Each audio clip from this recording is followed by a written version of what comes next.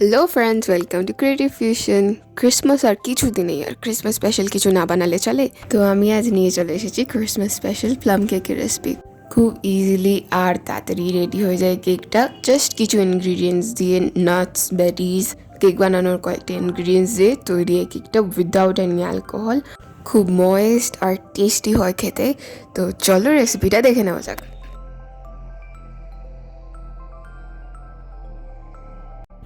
প্রথমে আমি নিয়ে নিচ্ছি এখানে হাফ কাপ অরেঞ্জ জুস বা কমলা লেবুর রস। এরপর আমি ডেইলি পাওয়ার বুস্টার, এই কোম্পানিটার ড্রাই ফ্রুটস ইউজ করছি। খুব ভালো ড্রাই ফ্রুটস এই কোম্পানিটার। এই একটা ডাব্বার মধ্যে অনেক রকম বাদাম, সিডস আর বেরিজ আছে। এখানে কালো কিশমিশ, তারপর নর্মাল কিশমিশ, চারমগজ, কাজু, বাদাম সব কিছু পাওয়া যাবে। তো আমি এটা একটা বাটি ফুল নিয়ে নিলাম। এটাকে দিয়ে দিচ্ছি অরেঞ্জ জুসের মধ্যে। তারপর আমি দিয়ে দিচ্ছি গ্রিন টুটি ফুটি, রেড টুটি ফুটি আর ইয়েলো টুটি ফুটি। কোনো কেক বানানোর জায়গা বা পানের দোকানেও পেয়ে যেতে পারবে এই টুটি ফুটিগুলো। এখানে আমি ছোটো ছোটো কেটে চেরিস দিয়ে দিচ্ছি। এবার এগুলোকে একসঙ্গে মিক্স করে প্রায় 1 ঘন্টার জন্য ঢাকা দিয়ে রেখে দেবো।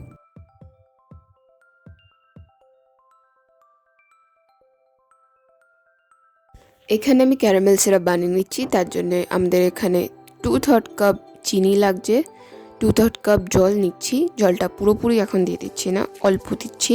চিনিটাকে ভালো করে গলিয়ে নিচ্ছি, একদম কালার যেন চেঞ্জ হয়ে যায়। যখন কালারটা পুরো চেঞ্জ হয়ে যাবে তখন এর মধ্যে আস্তে আস্তে করে যে বাকি জলটা আছে সেটা দেব।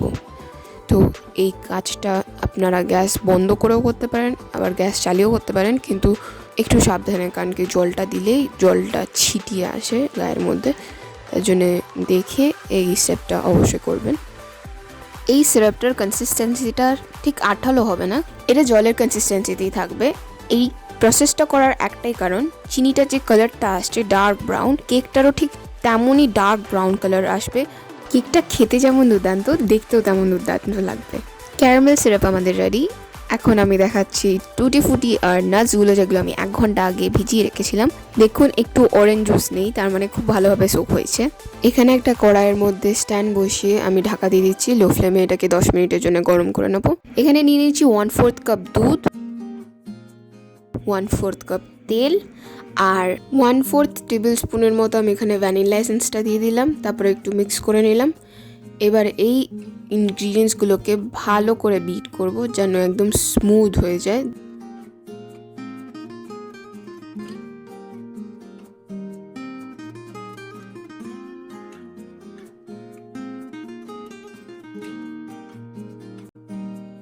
এখানে আমি নিয়ে নিচ্ছি 1 কাপ ময়দা, তারপর দিয়ে দিচ্ছি 3 টেবিল স্পুনের মতো দুধের পাউডার। যদি দুধের পাউডার না থাকে না দিলেও চলে, আর যদি থাকে তো 3 টেবিল স্পুন বা একটা প্যাকেট 10 টাকার আমুলিয়ার, ওইটা দিয়ে দিতে পারেন। এটাই টেস্টটা খুব বেড়ে যায়। এখানে আমি 1/2 টিস্পুনের মতো দারচিনি, এলাচ আর লবঙ্গর পাউডার দিয়ে দিচ্ছি। যারা করতে পারবেন না বা যাদের কাছে নেই এটা, আপনারা গরম মশলাও দিয়ে দিতে পারেন, একদম ছিটে ফোটা। এখানে আস্তে আস্তে করে আমি সুগার সিরাপটা দিয়ে দিচ্ছি। যেহেতু ব্যাটারটা ঠিক হয়ে গেছে, এবার আমি অ্যাড করা স্টার্ট করে দিচ্ছি সুগার সিরাপটা।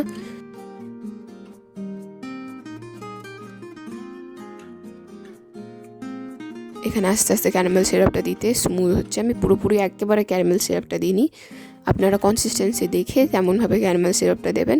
এখানে আমার মনে হলো একটু ঠিক আছে, তার জন্য আমি ক্যারামেল সিরাপটা আবার দিয়ে দিলাম।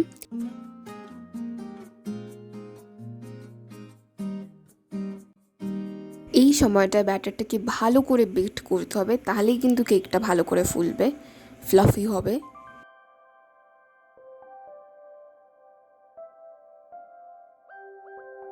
এবার আমি ভেজানো টুটি ফুটি আর নাটস যেগুলো রাখা ছিল সোক করে 1 ঘন্টা আগে, সেগুলো অ্যাড করে দিচ্ছি।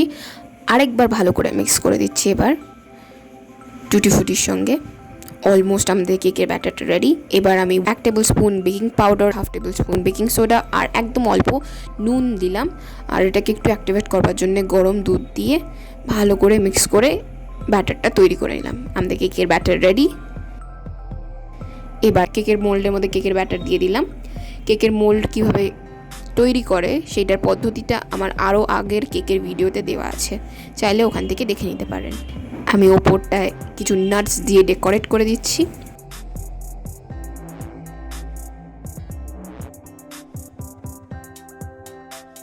কয়েকবার ট্যাপ করে নিচ্ছি, যেটা আমাদের কড়াইটা দিয়ে দিয়েছিলাম প্রিহিটের জন্য। একদম লো ফ্লেমেই 50 থেকে 60 মিনিটের জন্য এটাকে বেক করব। এখানে 40 মিনিটের অবস্থায় আমি দেখাচ্ছি। আমি দেখলাম নাটসগুলো সব ভেতরে ঢুকে গেছে, তার জন্য আমি আরও কয়েকটা নাটস দিয়ে এটাকে একটু ডেকোরেট করে দিলাম, আর করে আরও 20 মিনিট বেক করলাম। আমার প্রায় 1 ঘন্টা লেগেছে এটা বেক করতে। পুরো স্কিওয়ারটা একদম ক্লিয়ার।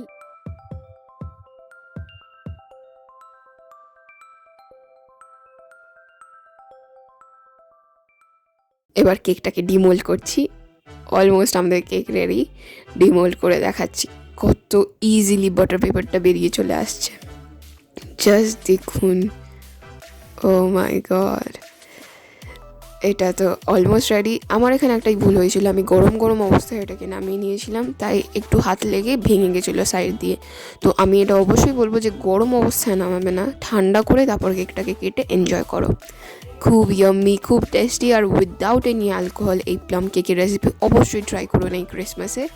যদি আমার এই রেসিপিটা ভালো লাগে তো অবশ্যই প্লিজ লাইক, শেয়ার এবং সাবস্ক্রাইব করবেন, এবং কমেন্ট করে জানাবেন কেমন লাগলো রেসিপিটি। Merry Christmas and thank you for watching.